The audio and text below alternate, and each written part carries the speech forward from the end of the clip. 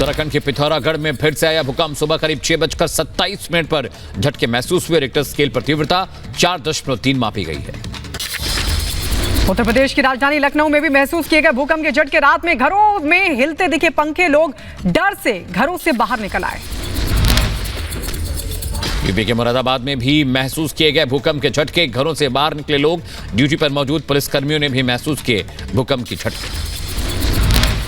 UP के CM Yogi Adityanath Mathura पहुंचे। योगी आदित्यनाथ ने गर्भगृह पहुंचकर किए दर्शन पूजन। दर्शन और पूजा सरकारी कार्यक्रम में शामिल नहीं था। छत्तीसगढ़ के रायगढ़ में उद्योगपति संजय अग्रवाल के घर पर छापेमारी। आयकर की टीम के करीब 12 अधिकारियों ने रेड डाली है। उनके घर और कारखानों पर जांच चल रही है। जम्मू कश्मीर के डोडा में दर्दनाक सड़क हादसा हुआ। चिनाब नदी में गिरी कार, हादसे में 4 लोगों की मौत। यूपी के सीतापुर में दर्दनाक हादसा। कार और बाइक में हुई जोरदार टक्कर। हादसे में 2 की मौत, 2 गंभीर रूप से जख्मी। बेंगलुरु टेक समिट को संबोधित करेंगे प्रधानमंत्री मोदी और फ्रांस के राष्ट्रपति इमैनुअल मैक्रों। 16 नवंबर को होगा बेंगलुरु टेक समिट। आज हिमाचल प्रदेश के दौरे पर रहेंगे पीएम मोदी। शाहपुर और सुजानपुर में जनसभा को संबोधित करेंगे। सुबह 11 बजे प्रधानमंत्री मोदी कांगड़ा के शाहपुर पहुंचेंगे। चंबी मैदान में रैली के बाद 12:30 बजे सुजानपुर में करेंगे जनसभा को संबोधित। आज बीजेपी की केंद्रीय चुनाव समिति की अहम बैठक होनी है। मीटिंग में पीएम मोदी, गृह मंत्री अमित शाह समेत सीईसी के सभी मेंबर्स मौजूद रहेंगे। आज और कल 2 दिन चलेगी बैठक। बैठक के बाद गुजरात चुनाव के बीजेपी उम्मीदवारों की पहली लिस्ट होगी जारी। गुजरात चुनावों को लेकर अमित शाह ने पार्टी नेताओं के साथ बैठक की है। विधानसभा चुनावों के लिए उम्मीदवारों के नाम पर विचार विमर्श किया गया। आज डीवाई चंद्रचूड़ बन जाएंगे भारत के 50वें मुख्य न्यायाधीश। राष्ट्रपति द्रौपदी मुर्मू दिलाएंगी जस्टिस चंद्रचूड़ को शपथ। सीजेआई यूयू ललित की जगह लेंगे चंद्रचूड़। 10 नवंबर तक रहेगा कार्यकाल। चंद्रचूड़ के पिता भी रह चुके हैं मुख्य न्यायाधीश। आरएसएस प्रमुख मोहन भागवत का बिहार दौरा। बक्सर में श्री राम कर्मभूमि न्यास द्वारा आयोजित यज्ञ में होंगे शामिल। आज हरियाणा पंचायत चुनाव का दूसरा चरण। जिला परिषद और ब्लॉक समितियों के लिए पड़ेंगे वोट। हरियाणा में 3 चरणों में होना है पंचायत का चुनाव। वोटिंग के लिए सरकार ने 2 दिनों की सार्वजनिक अवकाश की घोषणा की। सोमवार को हिमाचल प्रदेश के पालमपुर में गरजे सीएम योगी। कहा, कांग्रेस सिर्फ हिंदुओं का अपमान करती है। जनसभा को संबोधित करते हुए बोले योगी आदित्यनाथ, यूपी और उत्तराखंड में दोबारा बनी बीजेपी की सरकार। अब हिमाचल की बारी। हिमाचल चुनाव को लेकर जेपी नड्डा ने की रिपब्लिक भारत से एक्सक्लूसिव बातचीत। कहा, इस बार बीजेपी सारे रिकॉर्ड तोड़ेगी। रिपब्लिक भारत से बातचीत करते हुए बोले नड्डा, इस बार जनता विकास के नाम पर देगी वोट। आज यूपी बीजेपी की कोर ग्रुप की बैठक है। दिसंबर में होने वाले उपचुनावों को लेकर रणनीति बनेगी। बैठक में सीएम योगी सहित बड़े नेता मौजूद रहने वाले। शिमला में बीजेपी पर बरसे अशोक गहलोत। कहा, बीजेपी के चाल चरित्र और चेहरे की पोल खुल गई। हिमाचल में बोले राजस्थान के सीएम, बीजेपी ने लोकतंत्र के साथ समझौता किया है। गुजरात चुनाव से पहले कांग्रेस को लगा बड़ा झटका। 10 बार के विधायक रहे मोहन राठवा ने कांग्रेस छोड़ थामा बीजेपी का दामन। गुजरात चुनाव को लेकर आप में जारी की स्टार प्रचारकों की सूची। 20 नेताओं की सूची में केजरीवाल, भगवत मान समेत कई बड़े नेता शामिल। गुजरात चुनाव को लेकर ओवैसी ने शुरू की तैयारी। अहमदाबाद में की जनसभा। अहमदाबाद में आम आदमी पार्टी और केजरीवाल पर बरसे ओवैसी। अरविंद केजरीवाल को बताया छोटा रिचार्ज। प्रधानमंत्री मोदी ने G20 समिट के लिए लोगो, थीम और वेबसाइट का किया अनावरण। 1 दिसंबर से भारत करेगा G20 की अध्यक्षता। पीएम ने कहा, G20 के लिए भारत का मंत्र 1 अर्थ, 1 फैमिली, 1 फ्यूचर है। मॉस्को में विदेश मंत्री एस जयशंकर का बयान। कहा, रूस से तेल खरीदता रहेगा भारत। रूस भारत का पुराना दोस्त है। रूस के विदेश मंत्री लावरोव ने कहा, भारत में हथियार बनाएगा रूस। दोनों देश मिलकर हथियारों का करेंगे उत्पादन। एस जयशंकर ने ट्वीट कर दी जानकारी। लिखा, वैश्विक और क्षेत्रीय विकास पर जोर देना हमारी प्राथमिकता है।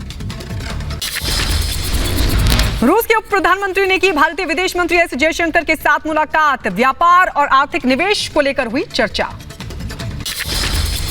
केंद्रीय मंत्री नितिन गडकरी का बयान। कहा, जिनकी सत्ता में आने की संभावना नहीं वो कुछ भी वादे करते हैं।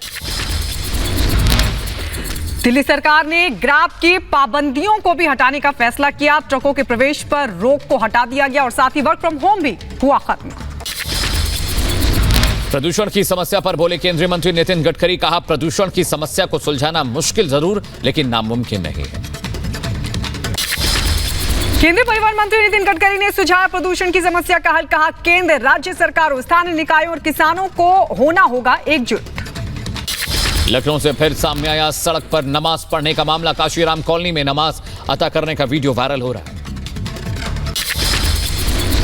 मुजफ्फरनगर में उपचुनाव से आचार संहिता लागू। चुनाव को लेकर अलर्ट मोड पर प्रशासन। 5 दिसंबर को खतौली विधानसभा में वोटिंग होनी है। महाराष्ट्र के पुणे में ओशो आश्रम की जमीन बचाने के विरोध में उतरे सन्यासी। ट्रस्ट के लोगों पर लगाए गंभीर आरोप। और आइए बढ़ते आगे। उत्तर प्रदेश में अपराधी संजय वर्मा की 1 अरब की संपत्ति को कुर्क किया गया। गैंगस्टर एक्ट में प्रशासन ने की बड़ी कार्रवाई। जम्मू कश्मीर में सरकार का आतंकवाद पीड़ितों को मरहम। मेडिकल कॉलेजों में एडमिशन। आतंकवाद पीड़ित बच्चों को प्राथमिकता मिलेगी। पीड़ित परिवारों ने सरकार के इस फैसले पर खुशी जाहिर की है। सुल्तानपुर में गैंगस्टर सूरज यादव पर प्रशासन की बड़ी कार्रवाई। आरोपी की 12 लाख की संपत्ति को जब्त किया गया।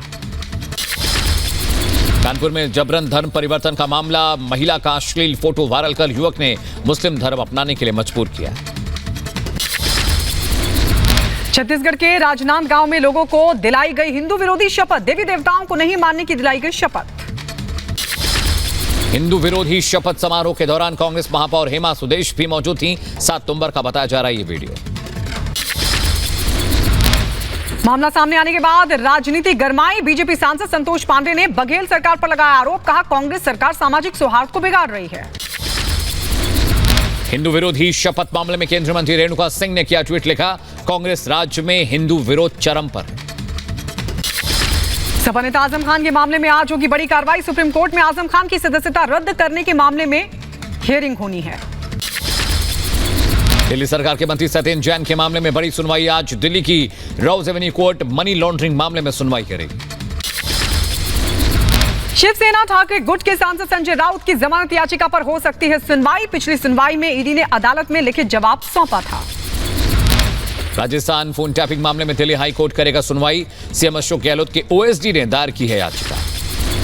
गैंगस्टर मुख्तार अंसारी के रिश्तेदार आतिफ रजा को कोर्ट ने 7 दिनों की ईडी रिमांड पर भेजा। मनी लॉन्ड्रिंग केस में ईडी ने आतिफ को किया है गिरफ्तार। राजस्थान के बाड़मेर में जबरदस्त हंगामा। रिफाइनरी एरिया में 2 गुटों में झड़प के बाद भड़की हिंसा। गाड़ियों पर आग लगाई गई। बड़ी तादाद में पुलिस बल वहां तैनात किया गया। असम के डिब्रूगढ़ में युवक की डूबने से मौत। ब्रह्मपुत्र नदी में नहाने गया था युवक। एटा में ट्रैक्टर पलटने से युवक की मौत। ट्रैक्टर के नीचे दबने से लड़के की जान गई। परिवार में मातम का माहौल। उधर बैतूल में NH 47 पर भीषण सड़क हादसा हुआ। हादसे में एक शख्स की मौत की खबर जबकि 5 लोग जख्मी। खबरों में बढ़ते आगे। मुरादाबाद में तेज रफ्तार कहर देखने को मिला। तेज रफ्तार कार ने कई लोगों को मारी टक्कर। हादसे में कई लोग जख्मी। सीसीटीवी फुटेज सामने आया है। जम्मू कश्मीर के डोडा में बड़ा हादसा हुआ। डोडा के चिनाब में गिरी कार। हादसे में 4 लोगों की मौत की खबर। मध्य प्रदेश के इंदौर में महिला से मारपीट का आरोप। पुलिस ने 3 युवतियों को गिरफ्तार किया। 2 युवकों समेत 6 लोगों के खिलाफ मुकदमा दर्ज किया गया। नोएडा की रेल विहार हाउसिंग सोसाइटी के गार्ड के साथ मारपीट करने के आरोप में 8 बदमाश गिरफ्तार हुए। आरोपी जबरन सोसाइटी में घुसने की कर रहे थे कोशिश। अंबाला CIA ने नकली नोट से ठगी करने वाले गिरोह का भंडाफोड़ किया है। 4 लोगों को इस बाबत हिरासत में लेकर पूछताछ शुरू है। गिरोह नोट को डबल करने का लालच देकर ठगी करता था। वाराणसी में बाइक सवार बदमाशों में दरोगा को मारकर लूटी पिस्टल। घायल दरोगा ने पैदल भागकर अपनी जान बचाई। यूपी के बुलंदशहर में 2 दिनों से लापता किसान का मिला शव। परिजनों ने जताई हत्या की आशंका। बुलंदशहर में जमीनी विवाद में हुई फायरिंग। दबंगों ने चाचा भतीजे को मारी गोली। कासगंज में ड्रग्स विवाद में 2 पक्षों के बीच फायरिंग से दहशत। फायरिंग के दौरान 2 लोगों के घायल होने की खबर है। उत्तर प्रदेश के मऊ में पारिवारिक विवाद में सीआरपीएफ जवान की हत्या। छोटे भाई ने लाठी डंडों से किया हमला। नोएडा में युवती को बिल्डिंग के 5वीं मंजिल से गिरकर मारा गया। सेक्टर 49 का पूरा मामला। ग्रेटर नोएडा में ठगी के आरोप में एक महिला पुलिसकर्मी समेत 4 लोगों को पुलिस ने किया गिरफ्तार। एक आरोपी पुलिस फरार। आरोपियों ने रिटायर्ड कर्मचारी से की थी ठगी। NCR में हवा की क्वालिटी में लगातार गिरावट जारी है। नोएडा में AQI लेवल 371 के पार चला गया। राजस्थान के बीकानेर में ऑपरेशन खुशी मुस्कान का 5वां सीजन शुरू। 64 गुमशुदा बच्चों की तलाश के लिए किया गया ऑपरेशन मुस्कान। यूपी के फिरोजाबाद में बंदरों के आतंक से परेशान लोगों ने नगर निगम चुनाव का बहिष्कार किया है। बंदरों के आतंक से लोग परेशान हैं, कई लोगों की जान जा चुकी है। उत्तर प्रदेश के आगरा में ग्रामीणों ने राष्ट्रीय पक्षी मोर की बचाई जान। 150 फीट गहरे कुएं में पिछले 3 दिनों से फंसा हुआ था ये मोर। रूस से जंग के बीच यूक्रेन के राष्ट्रपति जेलेंस्की ने बातचीत के लिए रखी है शर्तें। अब तक पुतिन से बातचीत से इनकार कर रहे थे जेलेंस्की। राष्ट्रपति व्लादिमीर पुतिन जेलेंस्की ने कीव में अमेरिकी राजदूत लिंडा थॉमस ग्रीनफील्ड से की मुलाकात। जेलेंस्की ने रूस के खिलाफ लड़ाई में समर्थन के लिए अमेरिका को दिया धन्यवाद। यूक्रेन में जंग के लिए पुतिन ने उतारे नए लड़ाके। 80,000 सैनिकों की जंग के मैदान में भेजे गए खेप। रूस की नई परमाणु पनडुब्बी तैयार। जल्द ही नौसेना को सौंपी जाएगी सबमरीन। घातक मिसाइलों को दागने की क्षमता है इस पनडुब्बी में। यूक्रेन को अमेरिका से मिला रक्षा कवच। अमेरिका से एयर डिफेंस सिस्टम NASAMS की एक खेप यूक्रेन पहुंची। स्पेन से स्पाइडर एयर डिफेंस की ताकत भी यूक्रेन को मिली। शी जिनपिंग ने एक कमांड सेंटर का किया निरीक्षण। शी जिनपिंग ने सैन्य नेतृत्व से सैनिक प्रशिक्षण, युद्ध की तैयारी को बढ़ाने की बात कही। ताइवान और अमेरिका से तनातनी के बीच चीन ने अपना सालाना एयर शो किया। एयर शो में चीन के घातक J-20 विमानों की नुमाइश की गई। रूसी राष्ट्रपति व्लादिमीर पुतिन ने रेड स्क्वायर में द्वितीय विश्व युद्ध के ओपन एयर संग्रहालय का किया दौरा। 7 नवंबर 1941 को अक्टूबर क्रांति की ऐतिहासिक परेड की 81वीं वर्षगांठ पर प्रदर्शनी का किया गया था आयोजन। अमेरिका में मध्यावधि चुनाव में डोनाल्ड ट्रंप ने डाला वोट। पूर्व राष्ट्रपति डोनाल्ड ट्रंप ने फ्लोरिडा के पाम बीच में मॉर्टन और बारबरा मंडेल रिक्रिएशन सेंटर में मतदान किया है। उत्तर कोरिया को घेरने के लिए अमेरिका ने तेज की कोशिशें। आपको बता दें कि यूएन में अमेरिकी उत्तर कोरिया पर और कड़े प्रतिबंध लगाने का प्रस्ताव ला सकता है।